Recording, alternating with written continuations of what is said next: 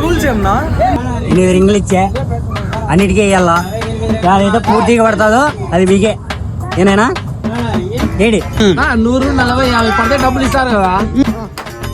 aunty పని పడితే కానీ ఇస్తారా పడతాది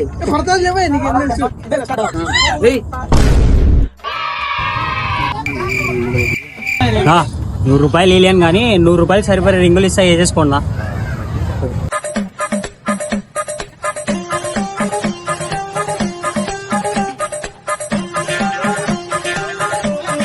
ఒకటైనా సరిగ్గా